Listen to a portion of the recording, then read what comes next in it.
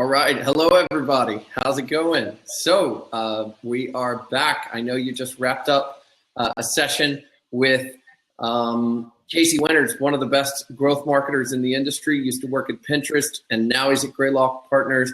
I hope you learned a lot, and I am excited to welcome you to this next session. It is 11 o'clock on the West Coast of the U.S., so we're really excited that you're joining us early in the morning or whatever time of day it is where you're at. I'd love to give everybody a couple of seconds to get in the chat box, and I'd love to know if you can hear me.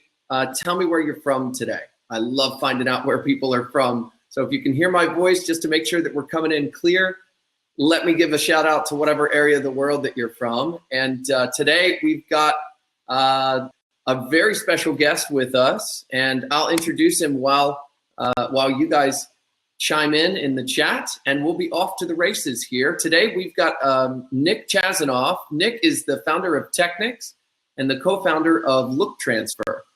He's an SEO veteran with over 15 years experience in the industry, and today Nick will be talking about how to reverse engineer RankBrain to dominate SEO. RankBrain, as you know, is Google's artificial intelligence and machine learning technology. It significantly affects rankings. So this is a very special guest and a very special session about how to reverse engineer RankBrain. Nick, it's great to have you with us. How are you today, man? Doing well, thanks. I'm really excited to be here. Great. Well, it looks like everybody can hear us because I'm seeing India, LA, India again, Maryland, Phoenix, Amsterdam, Serbia, Colorado, a lot of great places. Nick, where are you coming from today? I see Jersey. Chris A is from Jersey. I'm from Jersey as well. What's up, Chris? Awesome. Thanks so much. Okay, great. So the audience, I think, just got called to the session. So I just want to welcome everybody that wasn't here a second ago to day 3 of the Advanced SEO Summit. We are here with Neil Patel, Vasil Azaroff, Nick, a bunch of other awesome people. But today and right now, you've got a very special guest who is going to talk to us about RankBrain. It's Nick Chazanoff. He's the founder of Technics and the co-founder of Look Tracker. He's been in the SEO industry for about 15 years and is going to talk about how to reverse engineer RankBrain. RankBrain, of course, is the artificial intelligence that is responsible inside of Google for ranking a bunch of websites. So, Pamela, if you've got an echo, maybe check to see if there's 2 different tabs open and only have 1 session open. And guys, if you're having any audio problems, try and refresh first, and most of the time that will take care of it. Nick, if you want to take it away, just go ahead and share your screen, and I'll make sure that the audience sees it in a big way. All right, so there's Nick's screen. Okay, I'm just going to focus on that, and you've got the floor, Nick. Great. So, we got a lot to cover. So thanks, Clayton, for the introduction. I hope everyone's brains aren't overloaded yet from all the amazing information being shared. There's some amazing speakers at this summit, and I'm excited to be part of it. I'm going to walk through how to use RankBrain to dominate in SEO, and I'll be introducing a methodology that we developed here at Technics that goes well beyond best practices and is responsible for securing top rankings for some of the most sought-after keywords. I begged Neil and Clayton for more than 30 minutes for my session because I have so much to show you guys, but it's a tight schedule, so let me jump right in. You've got, we can go as long as you need to, man, but if you want to do like 40 minutes or so and then with enough time to Q&A at the end, that'll work for us. Awesome. And at the end, if anyone has any questions, which I expect there will be, I'll give you my personal email. You can shoot me a note, and I'm more than happy to follow up with any of you. So here's what we're going to go through. So first, I'm going to reveal Google's algorithm, sorta. Then I'll introduce you to the curl methodology for SEO domination. Next, I'll show you what I'm presenting actually works. And lastly, I'll show you how you can get your hands on it. You will see this link, technics.com/curl, on every slide at the bottom right. Once I've proven to you that getting a curl audit is the best decision you will make, you can go there anytime and sign up. You don't need to wait till the end. In fact, the last webinar we did, we sold out the audits in minutes. So I suggest you sign up as soon as possible. So over the last 2 years, 3 things really occurred that gave us a good indication of what we need to focus on for SEO. Google's quality rater guidelines were re-released or leaked, however you want to describe it, with much more in-depth information on content quality, guidelines, and meeting the needs of the user. Google's Greg Corrado, in an interview with Bloomberg, introduced us all to RankBrain and provided probably more information than he should have. And in a Q&A with Google's Andrei Lepatsev, he filled us in how links and content still play a major role in Google's ranking factors. Now, this was really the first time Google revealed such important SEO information. And these 3 incidents didn't happen all at once. And you had to read between the lines, but it really corroborated what needs to be done for SEO. So first, we'll talk about the Google Quality Rater Guidelines. So Google employs over 70,000 people. A substantial amount of them actually work on the search products. And this guide was designed to help the Google search quality team understand how to rate the search results they are testing. It's a quality assurance procedure to make sure Google is serving up the best results and providing a great user experience. Based on their input and findings, rankings can be manually overridden or adjustments can be made to the algorithm. It's important to understand that Google search is not just software and algorithms. Humans actually work at Google and still manually conduct test searches and rate the results to make sure the software and the algorithms are working. So it was about 160 pages of SEO gold, but some of the important takeaways from this document were user intent. Are you meeting the needs of the user? Are you providing an exceptional user experience? We all know mobile first. Google also introduced their EAT methodology for content quality, which I'll talk about in a minute. And we were also introduced to a new category of websites called Your Money, Your Life, or YMYL, which I'll also cover in a moment. So this is actually the scorecard that is used by the raters to score a website based on the query and the results that are provided. And essentially, they're asking, are you giving the searcher what they're looking for? Are you meeting their needs? It uses a rating scale from fails to meet to fully meets in terms of meeting the needs of the user. And as you could see, its primary scoring criteria is satisfying the needs of the user, determining if the results fulfill the intent of the search query, or if the user would have to go back to the search results and click on another site, pogo sticking, right? But notice every rating is placing an emphasis on the mobile user. So we are clearly seeing cross-device compatibility and user experience as a very high priority. And that's going to be a theme for the rest of this session. Google also introduced their EAT methodology for content quality and reliability. So EAT stands for expertise, authoritativeness, and trustworthiness. And essentially, it's really them just asking, can the searcher trust what you're telling them? So from an expertise perspective, Google favors high-level expertise from authors on your site and third-party sites. So you want to make sure you showcase your competence and your prowess. When you talk about authoritativeness, you really want to focus on showcasing testimonials, case studies, achievements, and they need to be substantiated and supported by evidence to show that you're an authority on your website's subject. And when we talk about trustworthiness, it's really about citing reputable sources from within your content so that people can trust it and also feel comfortable providing personal and sensitive information. Now, this is really exciting and scary. We were also introduced to a new concept of categorizing web pages called Your Money, Your Life, or YMYL.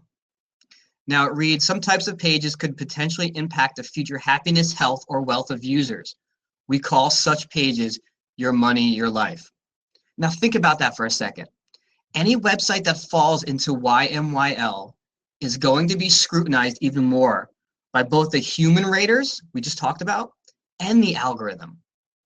Google doesn't want to provide search results that can damage someone's life because of inaccurate information.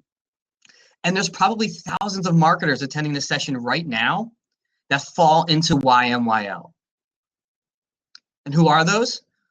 Well, it's basically financial websites, websites that provide medical advice and information or legal advice and information. But we're also seeing it affect websites in the education and fitness space, and a few others. Those of you that fall into the YMYL categories, I'm sure you're experiencing the frustration with rankings. It's just the nature of the beast. The good news is that our curl methodology that I'm going to walk through will solve that issue. So we're seeing this evolution of Google and SEO, from search engine optimization to search experience optimization. The emphasis of meeting the needs of the user is more important than traditional SEO tactics that fulfill the needs of the search engine. And this evolution is important, and it really dictates the approach you take to SEO. Now, going back to those 2 interviews with Google I mentioned earlier, in an interview with Bloomberg, Greg Corrado, the head of Google's artificial intelligence division, informed us that RankBrain was the 3rd most important ranking factor. And in the Q&A with Google's Andrei Lepatsev, when asked about what the other ranking factors were in addition to RankBrain, he filled us in that links and content were still the other top factors. Now, we can't take this literally, that RankBrain is a 3rd in line behind content and links. Google would never be that specific, and these guys wouldn't still be employed if they disclosed that, right? However, it is clear that meeting the needs of the user, RankBrain, content, and links are the top ranking factors we should be focusing on. So we put this all together and created the curl methodology, which stands for content, user experience, user engagement, RankBrain, and links. Now, we've been employing this methodology for the most part for almost 15 years at Technics.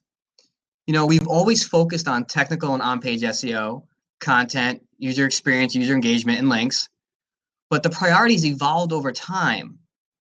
But those were the core pillars of SEO.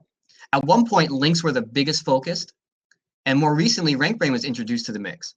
But it's really just an extension to what good SEOs should have been focusing on the whole time. So before I get into how to execute the curl methodology, I want to prove to you that it works. What's great about curl is that it places so much emphasis on the user that it dominates rankings for keywords that actually convert, that drive revenue.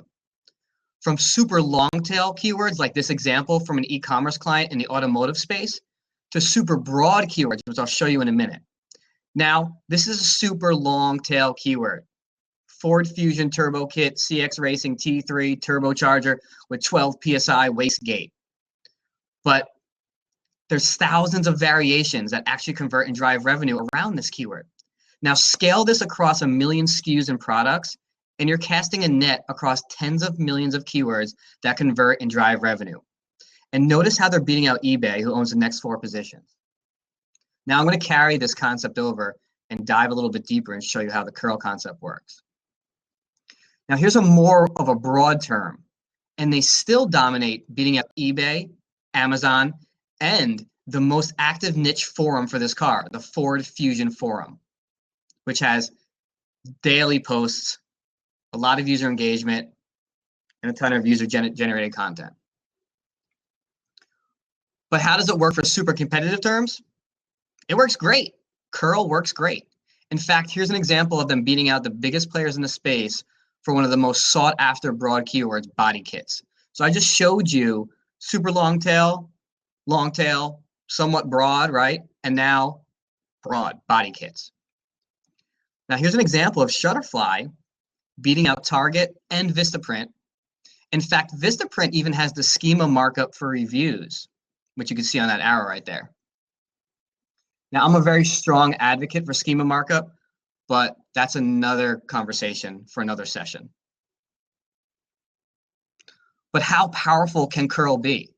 How powerful can the curl methodology actually work? Well, how about a super broad one-word industry crushing term like betting? Now, here's an example of a client that is number one for betting. Now, this is a big brand with big budget. I get that. But later in the presentation, I'll show you how small brands can utilize the curl methodology to dominate in SEO. So now we're going to talk about executing the curl methodology. And remember, at any given time, you want to sign up for that audit, go ahead. The first letter of curl is C, which is content. We're going to focus on content first. Now, this isn't a content creation webinar, and I don't have enough time to cover that. So let's assume you already have amazing content that your target audience loves to consume because you followed Neil's or Brian Dean's content guides, both phenomenal SEO experts with great content methodologies. First thing you need to do is identify your best content. To do that, we're going to focus on engagement metrics. There's a lot of confusion and misunderstanding on how Google calculates some metrics, such as bounce rate and average time on page. So I'm going to run through that really quickly. So first off, dwell time is a big buzzword right now. And that is how long people stay on your website before they hit the back button to return to the search results, which is called pogo staying. Now, Google tracks this, right? But they don't share it in analytics. So it's essentially a theoretical metric that we can't use. Bounce rate is actually a session with only a single page view. So if someone can land on your blog post and spend 25 minutes, but doesn't visit a second page on your site, it's actually considered a bounce. Then every bounce is assigned 0 time spent on site. So the average time on a page is only calculating users that visited more than one page on your site after the entry page. So be very careful when using bounce rates as an indicator of engagement. Now, again, I want to repeat that. If somebody lands on a blog post and spends 25 minutes on that blog post and then leaves, you might have fulfilled their needs. You might have gave them great information and they might have had a phenomenal user experience, but since they didn't go to another page, it's considered a bounce. And that bounce is assigned 0 time spent on site. So you're actually not getting the benefit of that 25 minutes and your analytics will not reflect it. So again, be very careful when using bounce rate as an indicator of engagement. Now, great content typically has high click-through rates on organic and paid, right?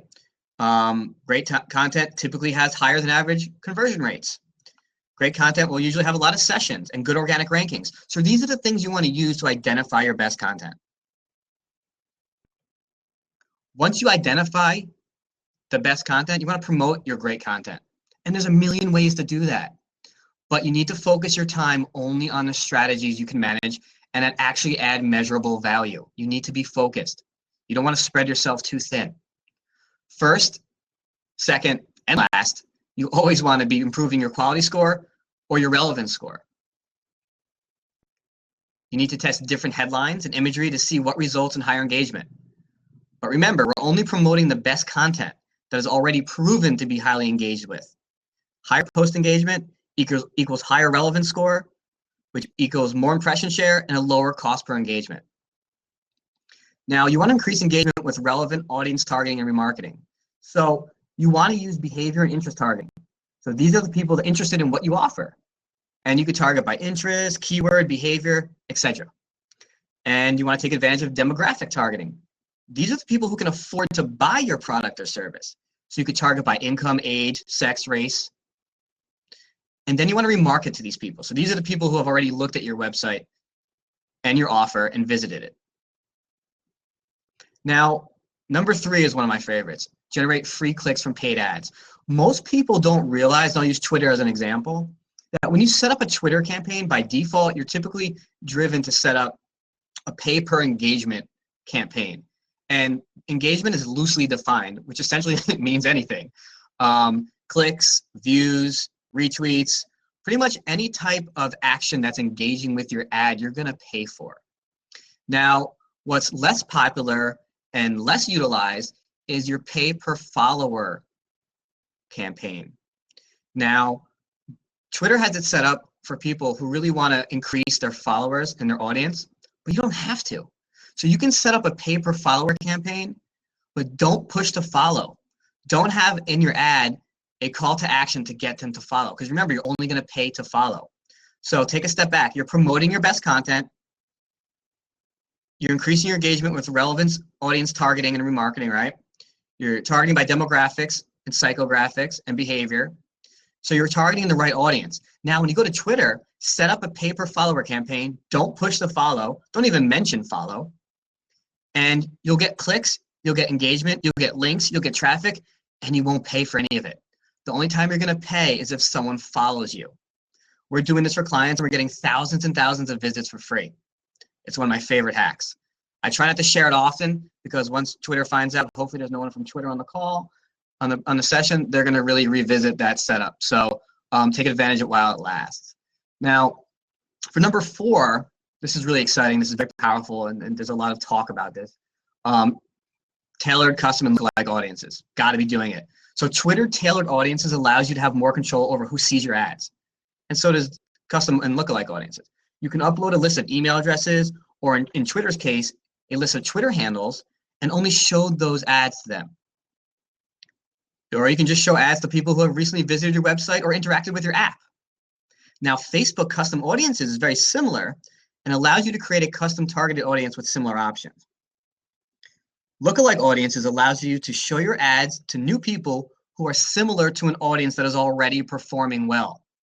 So you could just find more users like the people that are already buying your stuff or engaging with your content. And lastly, you want to promote your content on more social platforms. But again, you only have so much time. So spend your energy and your money in areas that will perform. I recommend Facebook, Twitter, LinkedIn, LinkedIn Pulse, Medium, Hacker News, Reddit, and Dig. Basically in that order, but it depends on the topic and the audience. Now we're on the U of Curl, which stands for user experience and user engagement, a very important concept and one of the top 4 pillars of this methodology. So there's millions of tools out there. This is our go-to user experience and user engagement toolkit. I'll go through each one of these and show you how we use these in a Curl methodology. For Google Analytics, we're a Google Analytics and Google Tag Manager certified partner. We are one of the first in the US. And we use several tools in their suite. So we use Google Optimize. If we're not going to be using Optimizely, we use Google Optimize for site and user experience testing software. We like to use Google Surveys when possible for marketing research and insight.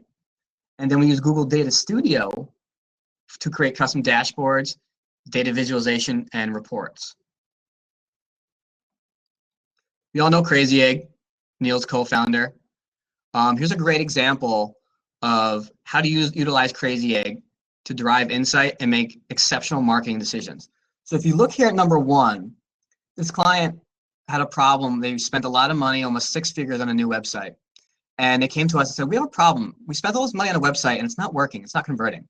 So the main call to action right here is start shopping is number 2.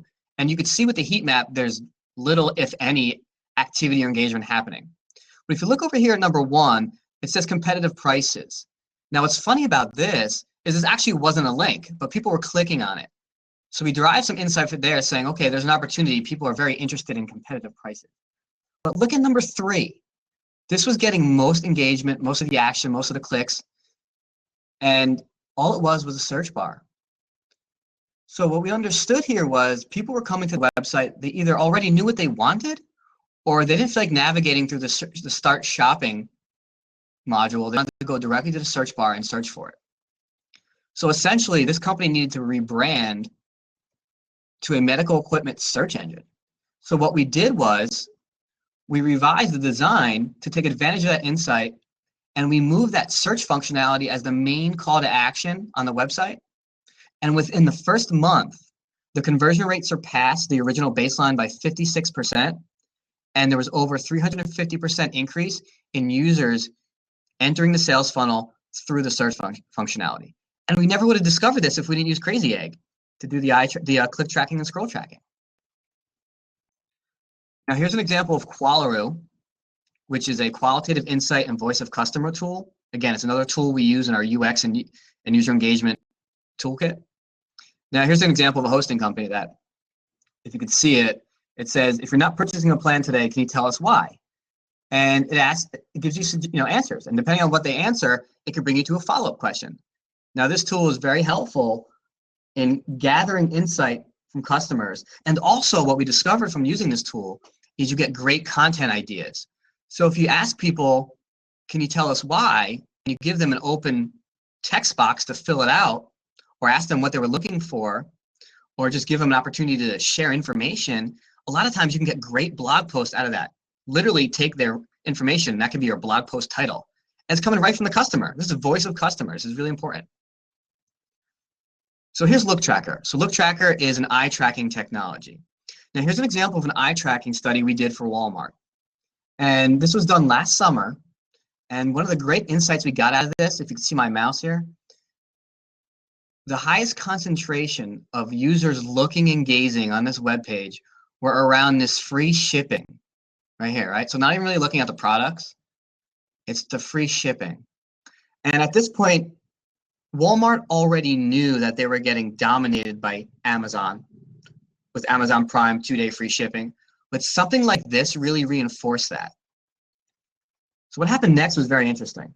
So Walmart, a few months later, acquired Jet.com for $6 billion. And then they started a 2-day free shipping to compete with Amazon. Now, I'm not going to take credit for the acquisition or for this strategy, but I'm going to take a little bit of credit for corroborating that their theory was validated and they needed to step up their game for Amazon, against Amazon. And this type of information is invaluable. And it's great because it not only reaches the marketing team and some of the people like on this call, but it could reach the highest level executive management at any company. So doing click and scroll tracking, doing eye tracking, you can get invaluable insight that can make tremendous business decisions. So here's a great example of an A/B test we used Optimizely, but we also use Crazy Egg for click and scroll tracking and eye tracking. So we knew where they were looking, we knew where they were scrolling, and then we did some A/B testing. So we knew people were looking over here, we knew they were scrolling to the bottom, but we had a problem with this call to action. People weren't taking action. So we did some testing, and after quite a bit of testing and optimizing and retesting and optimizing, we ended up with a great layout design that is now generating over 1,300% more leads than they did against the control. And again, we would never have figured this out if we didn't utilize the toolkit. Scroll tracking with Crazy Egg, eye tracking with Look Tracker, and then utilizing Optimizely for A/B testing. Now I'm getting to the R of curl, which is RankBrain, which is a big part of what we're going to be talking about. Now, for those of you who came late or just aren't familiar with the concept of RankBrain, it is Google's artificial intelligence and machine learning technology. Now, RankBrain really tries to emulate how humans process information at the search query level. It's constantly learning, and the search results can be affected in real time based on a current behavior, past behavior, or a combination of both. Now, it's like a ranking factor enforcer, and it tries to determine what ranking signals of the hundreds of factors should be used to provide the best results. So, for example, some informational queries may be best answered using traditional algorithmic signals serving up resourceful pages that have a ton of authoritative links. Other times, links will add no value, and other signals will influence the rankings. So in theory, RankBrain interprets the queries, attempts to determine the user's intent, and evokes the ranking elements that should serve up the best results.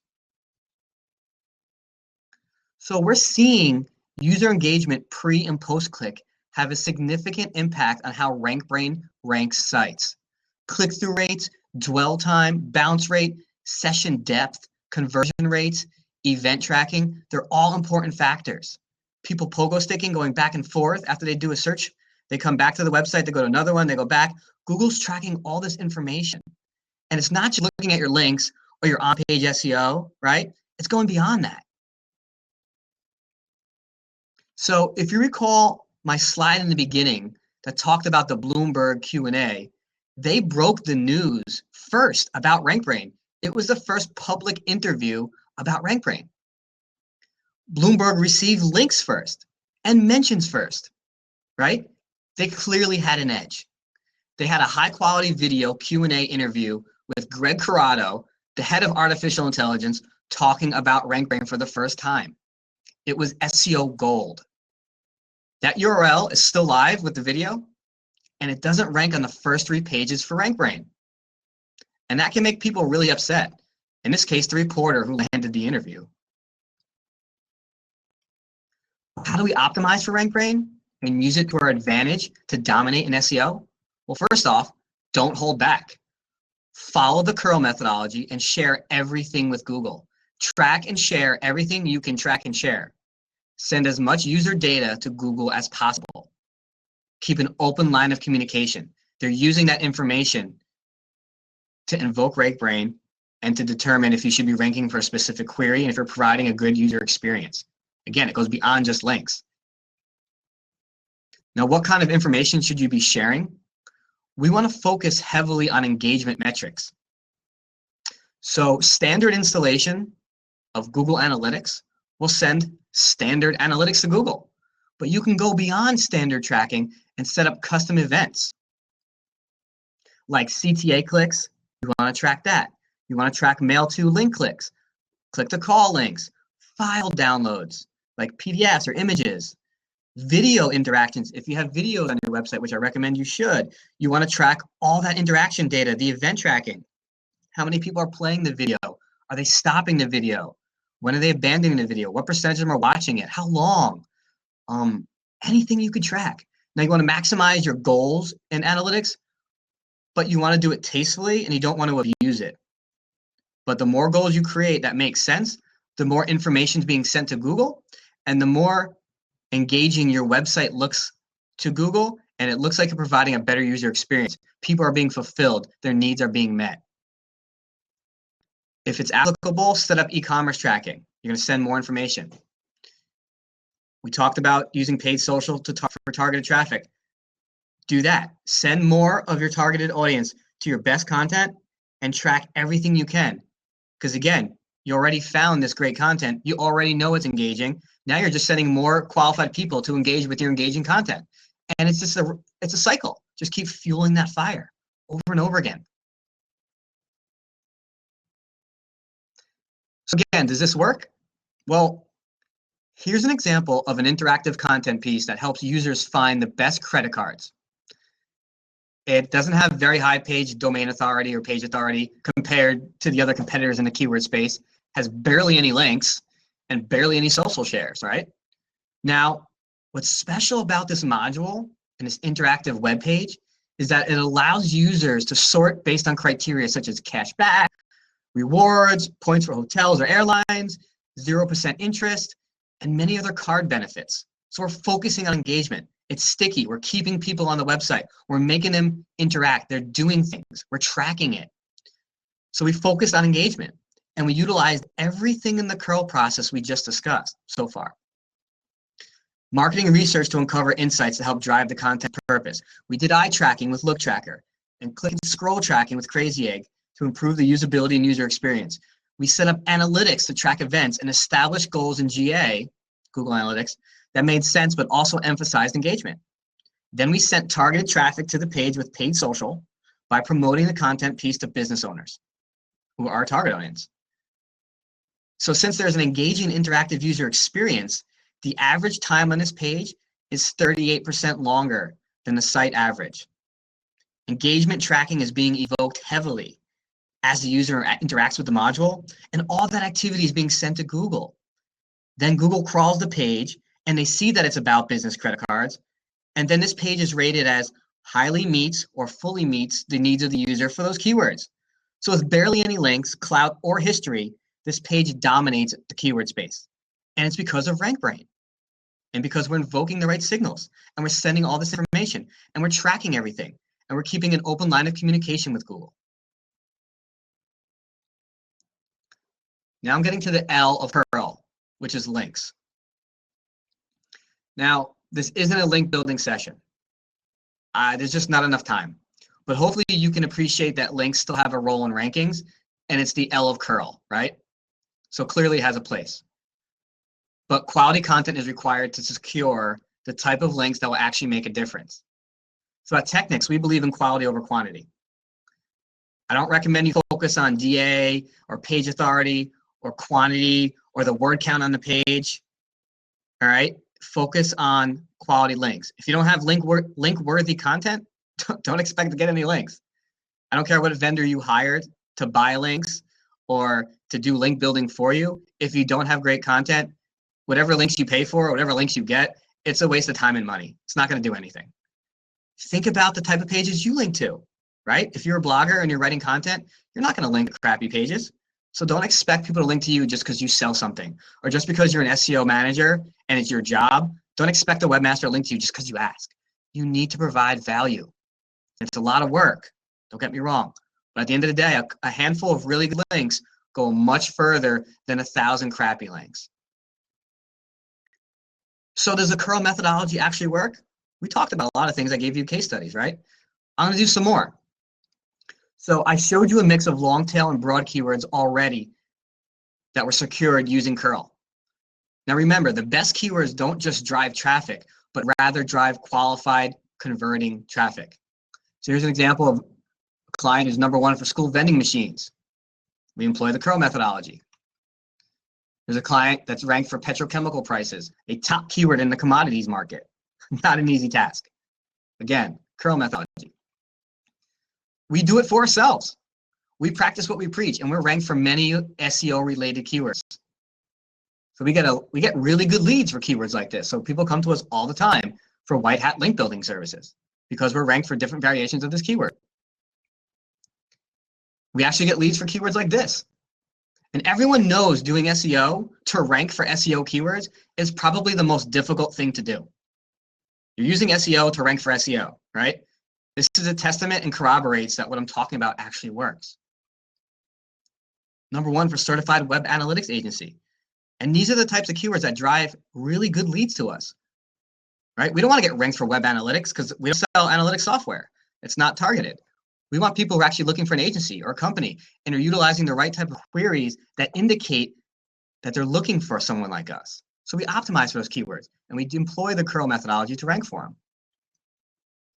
Now we all know Neil's sites rank extremely well, right? So he ranks #1 and 2 for online marketing. And there's no secret here. He follows the curl methodology. Our methods are aligned and it's clear that it works. So we spent a lot of time walking through the curl methodology, and now it's time for you to sign up for the audit. Now, we have limited space, so don't think about it. Just go to the URL and sign up now. We normally charge our clients around $5K or more a month to do this over the course of the year, but we developed a one-time audit that provides you with everything you need to know about where your site stands today and how to best implement the curl methodology. It's not a software crawl. It's real human marketing experts trained on the curl methodology conducting the audits. So go to technis.com/curl and sign up now. We really only have bandwidth for about 50 audits. It's a ton of work and it's basically free. We just need to cover a little bit of our time. So sign up before we close it out. Here's an example of a recent purchaser of the curl audit from the National Embryo Donation Center, who specializes in fertility and infertility keywords. A very, very competitive space.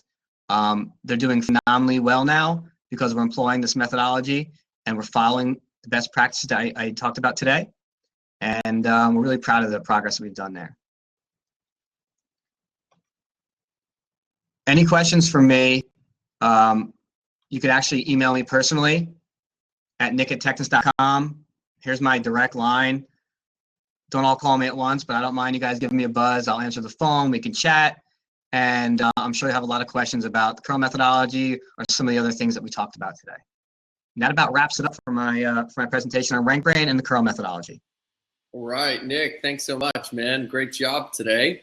We learned a lot. If you want to just put your camera back on, we'll go through some Q&A and take it from there. Does that sound all right? Absolutely. Okay, cool. So A lot of great comments and questions in the chat box. I'm going to start with the most upvoted ones. So starting from Serini. Serini's asking, is content in page rank better than content in subdomain? For example, domain.com/blog or blog.domain.com. Which one is better? So this is a great question. I feel this is something that SEOs have been arguing over forever. So I'll give you an example. We have lawyers.com has been a client of ours for over a decade. And for the last 8 years, they've been relying on a subdomain strategy. So it's bankruptcy.lawyers.com, divorce.lawyers.com, and it works for them. And they're a good example and a bad example. So they're a good example because they're utilizing the subdomain strategy, but they're a bad example because they have such high domain authority and phenomenal links, tons of .edus and .gov links. But moving forward to the way we employ it today, we typically recommend for our clients that we do site.com/blog and not focus on a subdomain, because Google is treating the subdomain essentially as a separate entity. And you want to make sure all of your clout and authority is passed to the top level domain. Okay, cool, perfect. Okay, next question from Joao.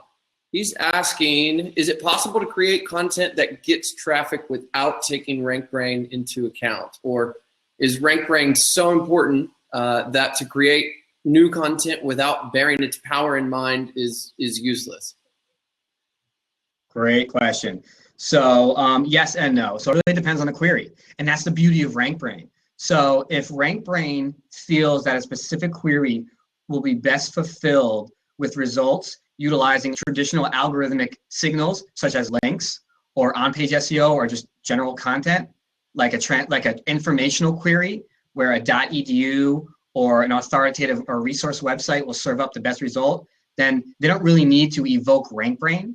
But if it's a query that has a lot of user behavior and activity associated with pogo sticking and people going back and forth, and they realize that there's a lot of behavior impacting how the user experience is affecting users' intent and the needs of the user, then yes, RankBrain will be evoked, but it happens real time at any given time. And you can do a query now and do it again in 10 minutes, and the results can change theoretically based on all the information they're capturing utilizing RankBrain and the machine learning tool that's always learning. Right, okay, awesome, thanks.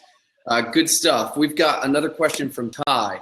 Ty's asking, any tips on ranking for terms which are dominated by .gov and .edu domains?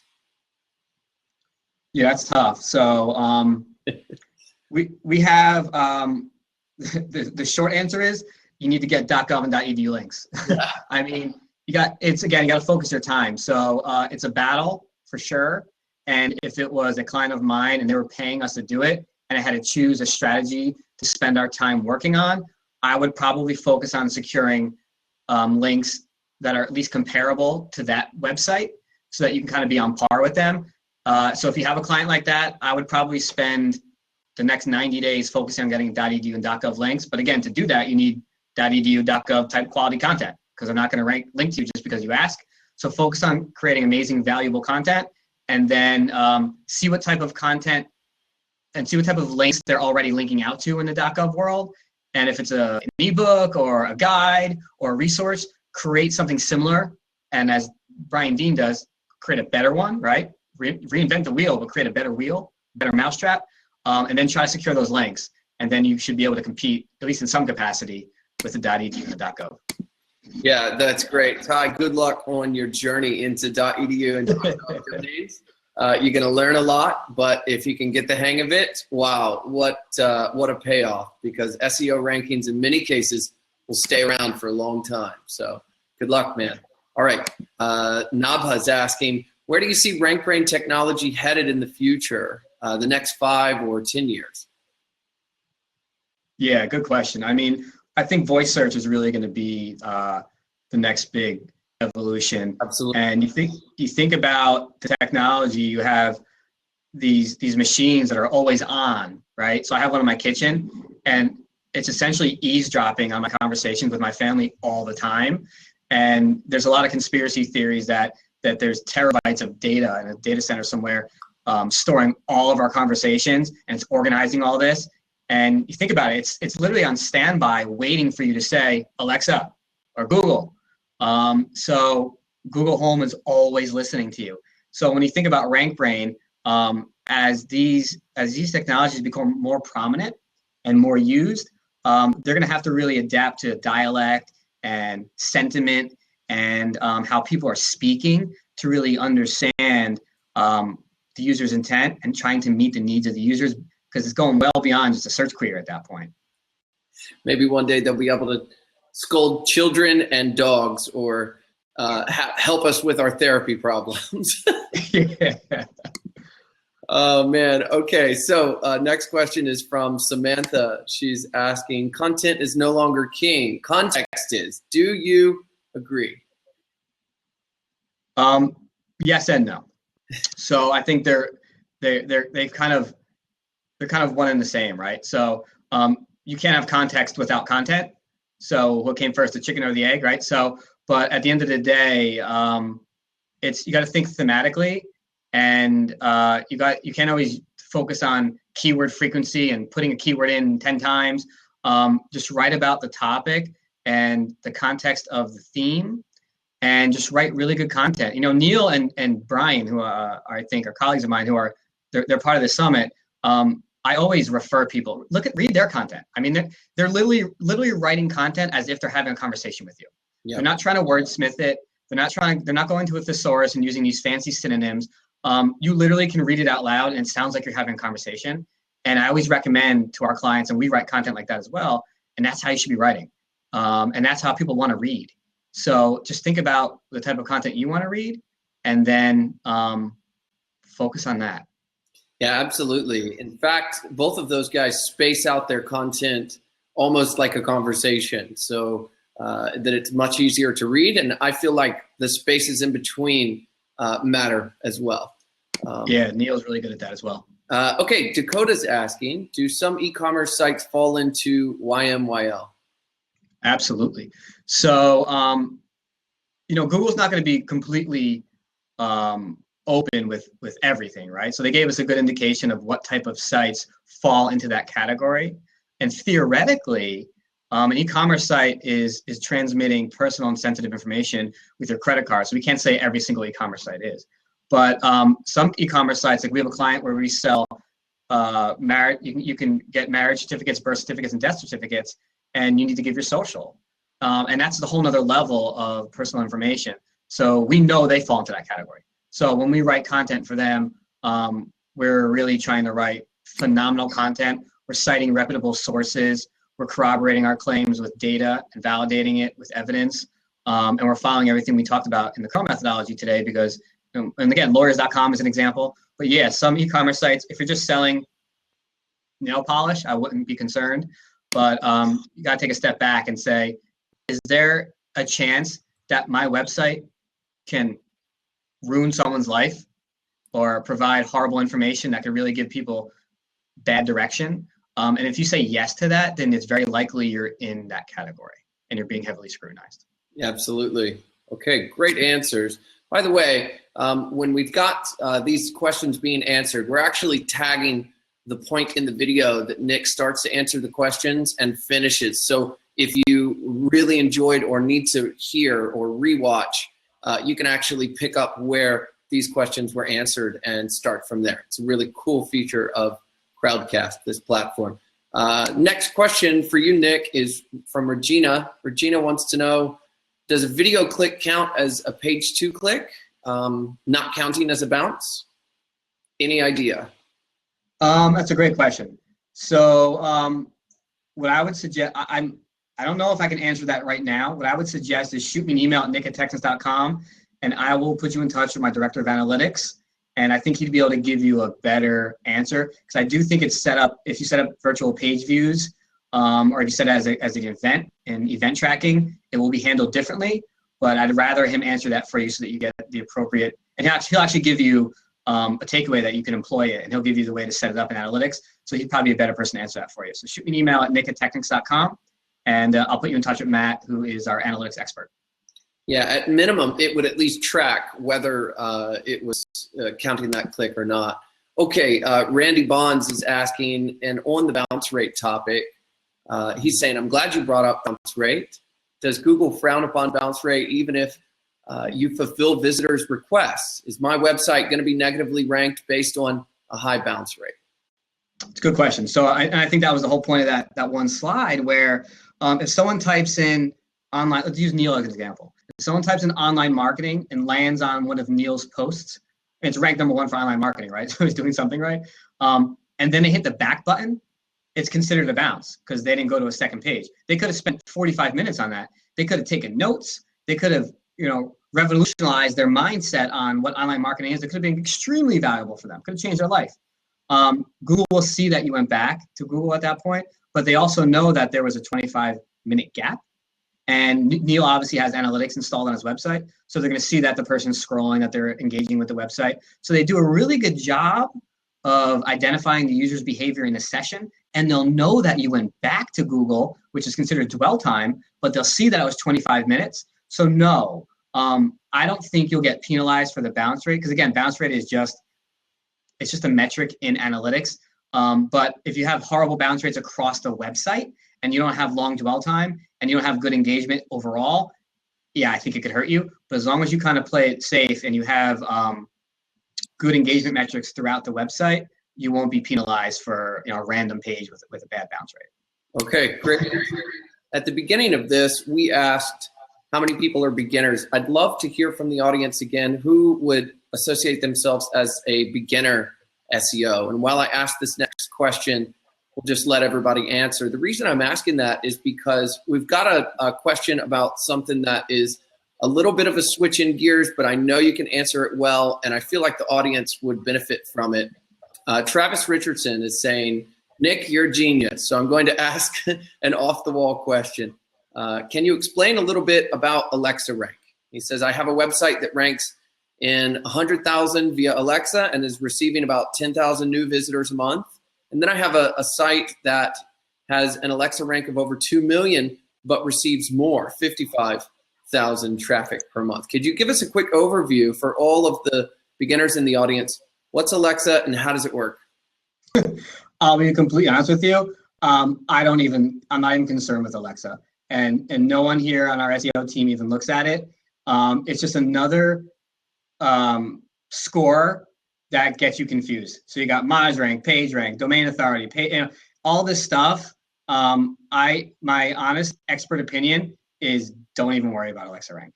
It's not Google, has nothing to do with Google. It's an indication of nothing that has anything to do with how well you rank on Google. And I wouldn't even put any thought to it. It's not even worth your time. Okay, Travis, there you go, man. Kush is asking, any input from embedding explainer videos? Can it benefit or increase bounce by sharing a lot of info on a single page? Did you cover that a couple of questions ago? Yeah, no, but that's a great question. So that goes back to like that example with the credit card website where we created an interactive module, which really forced people to stay on the page longer. It forced them to engage. And when they're engaging, we're tracking all that. So all that information being sent to Google, and it's really emulating a very engaging website, and all those metrics are being sent to Google. And so same idea here. Yeah, we love embedding videos on a web page because especially if it's again, it needs to be a good video. It needs to make sense. And It needs to be in terms of context with the other question. And if they stay for a while and they click and they're moving around, again, that information is going to be passed to Google. So if you have a 5-minute video and they watch it, you just got a 5-minute session, right? Which is phenomenal. So again, if they close out, it's considered 0. But you want to have a call to action after the video so that they go to a second page, so that you could try to make sure that you don't get a 0 time spent on the site because it's considered a bounce. So just make sure that user experience is really pushing them through the customer journey. Think about the next step. Don't always focus on, okay, this video is great, now I'm done. Your job's not done. Like, what else are you trying to do? Are you trying to convert them into a lead? You're trying to have them buy something. So think about where do they go after that video. So make sure that video has direction, incentive, and call to action, whether in it or around the video, the embedded video, to go to another page to get them into your sales funnel. Got it. Great, man. Awesome answers. Patrick, I just saw asking in the chat a question that I'm going to cover in the next session. So Patrick, Search Console is going to get covered extensively for about 30 minutes here coming up in half an hour. But to wrap up this summit, we've got 2 minutes left. Nick, I've got somebody asking, does that Twitter ad strategy that you were talking about work in Facebook at all? Is there any free way to get traffic? Facebook has a similar paper fan. Not really. They're too smart. Yeah, they paper impression and everything, right? So yeah, they'll get you. I would just focus on Twitter. And Twitter is so underutilized, people are just forgetting about it. And like I said, I mean, we get thousands of visits. Sometimes we'll get like 5,000 visits for like $4. And again, the takeaway there is you already identified your best content. You know it's engaging because you looked at those metrics I told you to look at, right? You already know who your target audience is. You're just putting that in front of them, and you're just promoting it as a paper follower setup, but you're not promoting the follow. You're not pushing the follow. So yes, I don't think it'll work as well on Facebook, but give it a try on Twitter. Put $100 in there. You probably won't spend it. It'll last forever. It's worth it. It's great. And shoot me an email. Let me know how it goes. Shoot me an email at nick@texas.com. I'd love to hear how it went. Okay, man, that sounds great. Well, listen, one more time, tell everybody where they can find you. Unfortunately, that's all the time we've got for questions today. But if they want to get in touch, where can they find you? Best way is probably just shoot me an email. nick@technics.com. It's phonetic, so it's TEKNICKS.com. You can just Google Nick Chasnov. You'll find me. I optimize for that. Nick, thanks so much, brother. Great to see you. With this, Likewise. I'll say goodbye to you for now. And for everybody else in the audience, we've got a couple of minutes, and then we're going to go live where I'm actually going to be talking to you for a little bit about how to double your rankings in about 3 months. So with that, I'll send you into the next session.